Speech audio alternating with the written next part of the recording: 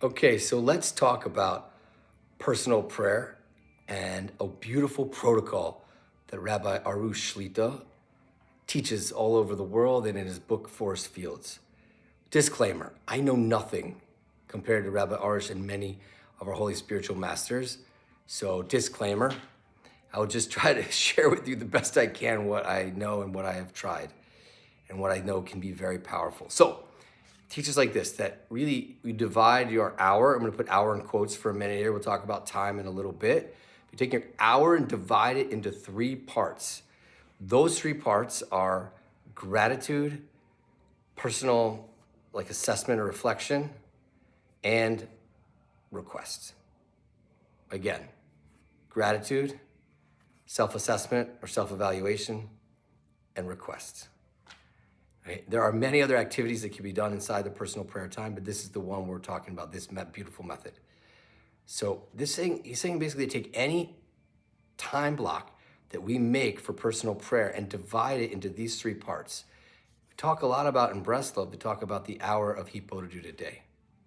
And anyone who does an hour a day will not see the presence of Gehenna and all these other beautiful promises that come from this. But we're not all on that level yet. And hopefully, with God's help, we'll all get there in our lifetimes for the sake of our family, the world, and bringing Mashiach, etc. But we all have an hour right now at this moment in our life. Like my hour might be 6 minutes, your hour might be 20 minutes, her hour might be 30 minutes. So whatever it is, whatever amount of time you choose, you can divide it up that way.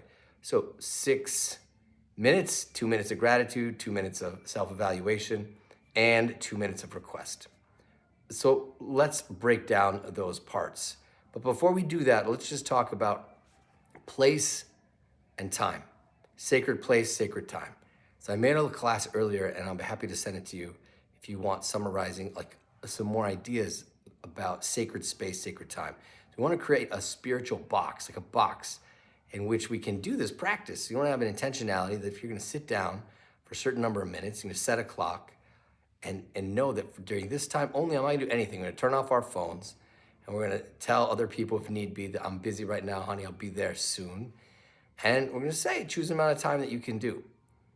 And more important that you can choose the amount of time you can do. You can always go greater, but like kind of like I'm going to show up, I'm going to do this. So that's important. Choose a good space. The space, obviously Rabbi Nachman talks extensively, and the Rabbi Arush brings down about going into the field and the grasses of the field that will bring up his tefillas. But anything is great in a room, in a backyard. But the main thing is, if possible, privacy. Under a talus. Okay, you get the idea. So what are these 3 parts? Gratitudes. These are just basically like, think about 3 component practices. We have the practice of gratitude, which I think is somewhat self-explanatory, but it's learning to basically appreciate the Creator, learning to appreciate God, and learning to maybe, see the goodnesses, hakarat tov, seeing the goodnesses in our life, and being able to penetrate our own entitlements and our own feelings that are just the opposite, our own complaints, basically. Let's say erode complaint from within. So we could do all sorts of gratitudes. Thank you, God, for this. Thank you, God, for that. I really appreciate this. I really appreciate that. Thank you for this body part that works. Thank you that I didn't end up going to jail. Thank you that I'm not in the hospital anymore, so on and so forth. You can work on the past, you can work on the present, you work on the future. There's so many things that are possible. But in the beginning, you can, first of all, don't need to follow these definitions, these parts. You could just keep it free and loose. Do something with gratitude. You don't have to have a lot of pressure. I'm just giving this explanation. Hopefully, it will give guidance to, if you want more guidance, more ideas based on the Holy Tzaddikim. So that's gratitude, right? Thank you for people in my life. Yeah. So what about next? Self-evaluation. So that really means taking a look. Rabbi Arush talks about, in the name of Rabbi Nachman, about talking about looking at the last 24 hours from the last time I did Hippolytus, theoretically, right? And what are the choices I made? What are the amazing, awesome, good choices I made? And what are the not so good choices that I made? And what can I do about it? And how can I improve my way of serving God? And potentially to also not just think about it and talk, but to talk to God about it, or to bring God in on the conversation. So that's the self-reflection. Now, in a certain sense, we should know that the rabbis teach that it's really important that we are looking for our good points. And this is really a fundamental part of the self-reflection, is looking for good points. As I know as a therapist, that so much of the time we are not looking with a good eye at ourselves. And that really, we don't normally think of, oh, I'm gonna do a self-evaluation. That the first thing we do is a laundry list of all the problems and negativities, things we do.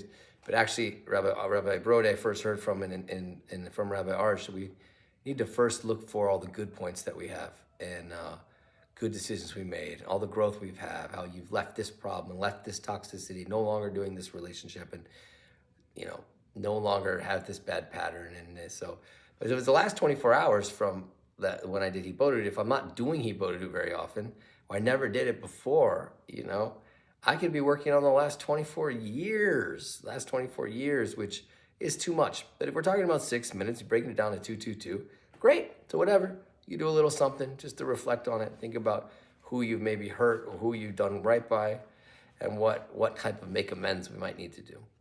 Okay, so now that's section number 2. Section number 3, request. So what's beautiful about this methodology and the structure that he's made is that it puts gratitude first. It changes the way we look at ourselves and the world in that mind state, in those times. And then finally, when we get to request, we are going to be in a really different mind state. So really, we're talking about, on the one hand, requests for ourselves, for our families, for our communities, for our world, for our shuls. And very much, Rabbi Arush is putting a huge emphasis these years on davening for the Jewish people, davening for Eretz Yisrael, davening for bringing about the messianic consciousness, that we all be more awake and more connected and more appreciative of each other, getting rid of sinas chinam, getting rid of baseless hatred and resentments and all this. So there's a time to pray for any of those things. And at the very end, that's it. The 3 parts that we could do is kind of close it up with gratitude. Say, hey, God, thank you so much for this 6 minutes that I have. It's a precious amount of time. We waste 25,000 minutes in a day. At least we are zocha. We merited to take these 6 minutes and use it well for God. So, and then potentially pray. A wonderful thing my wife points out is that it's so a good idea to pray to come back to Hibodedut. God, please help me come back and do more minutes with you tomorrow. And that's it. That's a summary. So we could have a warm up, an intention, and then we could have the 3 parts: gratitude, self-evaluation, and reflection, and prayer, number 3, followed by maybe some more gratitude, appreciating a God, and asking him to bring us back. So we keep on coming back, as they say in 12-step, keep on coming back. We'll have a spiritual connection attack. All right, so let me know if this is helpful. If you have any questions, any other ways I can be of assistance. Have a wonderful night.